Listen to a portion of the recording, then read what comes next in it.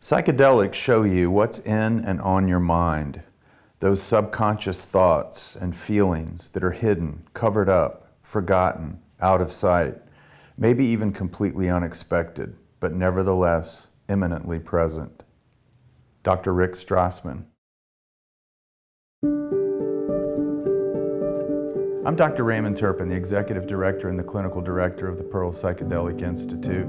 In this video, we want to take a look at the origins of the word psychedelic. And in order to do that, we have to first start with the British psychiatrist, Dr. Humphry Osmond, who in the early 50s was working at Weyburn Hospital in Saskatchewan, Canada. At the time, he was working with Dr. Abram Hoffer and Dr. John Smithies.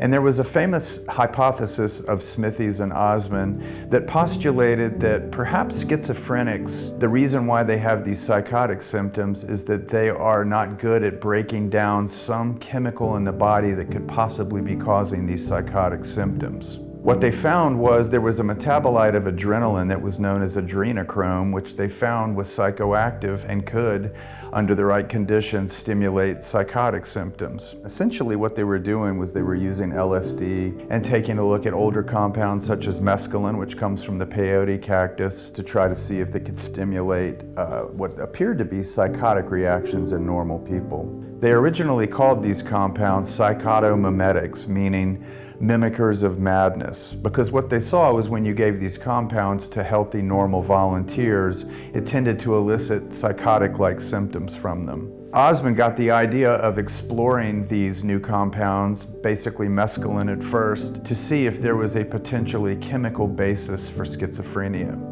In 1952, Dr. Osmond had written a scientific paper that was looking at mescaline as possibly a mimicker of madness that could be related to schizophrenia. Mescaline molecularly was very similar to adrenaline, and so they wondered if perhaps mescaline could be used to study the effects of schizophrenia.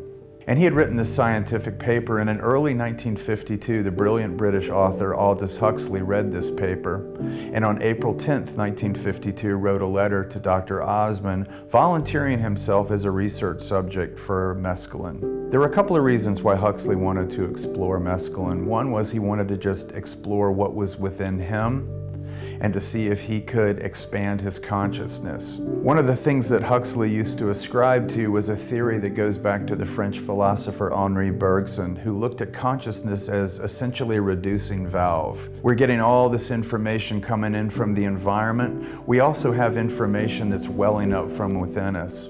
And Bergson felt like that there was a reducing valve that helped filter out unnecessary information that was only needed for survival and functionality. Huxley ascribed to this theory, and he was wondering if mescaline could perhaps widen this reducing filter so that he could experience more of perhaps what was in the environment and more of what was deep inside of himself. In a follow-up letter on April 19th, 1952, Huxley wrote Osmond and invited him to come stay with him in his home in Los Angeles in May of 1953, when he knew that Osmond would be attending the American Psychiatric Association's conference. Osmond took up Huxley on the invitation, and on a bright Sunday morning on May 3rd, 1953, Humphry Osmond dissolved 400 milligrams, or 4/10 of a gram, of mescaline into a glass of water and gave it to Aldous Huxley to drink. In a now famous quote, Osmond said, "I did not relish the possibility, however remote, of being the man who drove Aldous Huxley mad." After taking the 400 milligrams of mescaline, Osmond felt that it took about 2 hours before Huxley was feeling the full effects. And they started off this 8-hour day at his home in Los Angeles with his wife Maria present, and the three of them were together, Osmond, Maria, and Huxley, for the entirety of the experience. After spending some time at home and noticing the way mescaline had profoundly altered his perceptions of his home environment, they decided to go down to the Al drugstore, which at the time was the largest drugstore in the world. And Huxley went down there and went through magazines, looking at art, looking around this massive drugstore before they headed back to their home. When they got back home, they decided to eat, they listened to music, they took a walk around the garden, and then later a friend came and drove all three of them high up into the hills above Hollywood. This famous photograph of Huxley looking out over Hollywood, high on mescaline, was actually taken by Osmond himself. After returning to the home, after the trip to the hills, things settled down, and after about 8 hours, Huxley would return back to normal consciousness. In 1954, Huxley published his book, The Doors of Perception, which was an eloquent description of his experience on mescaline that day with Humphry Osmond. The title of that book, The Doors of Perception, comes from a William Blake quote where he said, "If the doors of perception were cleansed, everything would appear to man as it is, infinite." And in a side note, Jim Morrison actually got the name for the band The Doors from the title of Huxley's book, The Doors of Perception. Following the publication of The Doors of Perception, Huxley and Osmond began exchanging letters, and one of the things they were discussing was what would be a descriptive term for this new class of compounds. They didn't really feel like the psychotomimetic name really gave it justice, because much more was going on than just creating psychotic-like symptoms. In Huxley's letter, he wrote and suggested that they use the term phanerothym. He felt like that this would be a good description of what the drug did. Phanerothym is a combination of two Greek words meaning to show and spirit. And he included a small couplet in the letter where he wrote, "To make this mundane world sublime, take 1/2 gram of phanerothym." Osmond got the letter and thought that phanerothym was not going to be a good word. He thought people were not going to be able to remember it. It didn't make much sense. And so what he did was he came up with the word psychedelic. And this word comes from two Greek words, psyche and delos.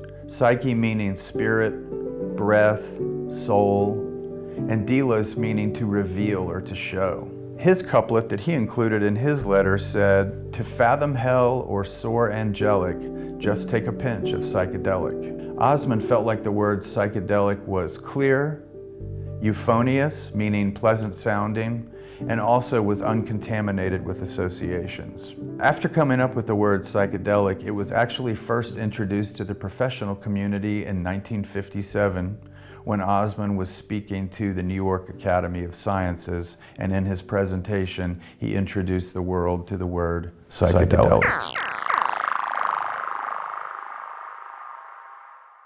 So that was the first introduction of the word psychedelic into professional circles. Since that time, there have been other descriptors for these compounds, such as entactogens, entheogens, and empathogens for some. But the word psychedelic can still inspire fear and confusion in people.